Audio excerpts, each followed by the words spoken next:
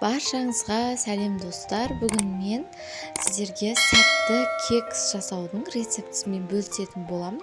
Не үшін сәтті кекс деп айтатын болсаңыздар, өйткені ең алғашқы жасағаннан ақ сәтті шығады.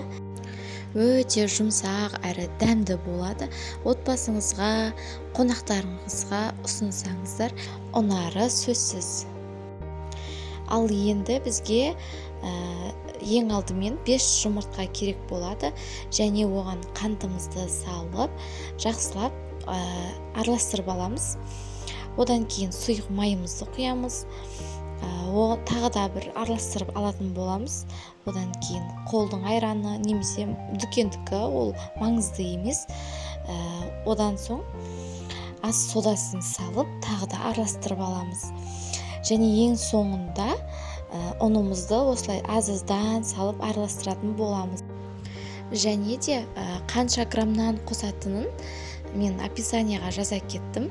Сол жерден өтіп қарасаңыздар болады. Және де достар, менің каналымда өте дәмді болып шығатын қатпарлы қаттаманың рецептісі бар. Мен қазір жоғарыға ссылкасын тастап кетемін. Сол жерден өтіп көрсеңіздер болады. Ал енді массамызға келетін болсақ, ол осындай күйде, сұйық күйде болу керек. Міне осымен массамыз дайын. Өте қарапайым заттармен, үйде бар заттармен жасалады. Ал енді массамызды кекстің қалыптарына салатын боламыз. Ең алдымен осылай жарты қасық массамызды құйып, одан кейін варенканы ортасына салып, сосын тағы да массамызды құямыз. Варенканы салар кезде өте аз салыңыздар. Егер сіздерде ол болмаса, онда ештеңе етпейді.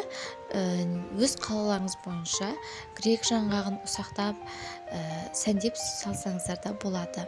Алайда олсыз да өте дәмді болып шығады. Міне осылай барлығына құйып шығатын боламыз. Бұл массадан 35-40 штуктай шығады. Енді қызып тұрған пешке 170 градуста 25-30 минуттай пісіріп аламыз. Достар, менің каналыма тіркеліп, лайк басып, өз пікірлеріңізді қалдыруды ұмытпаңыздар.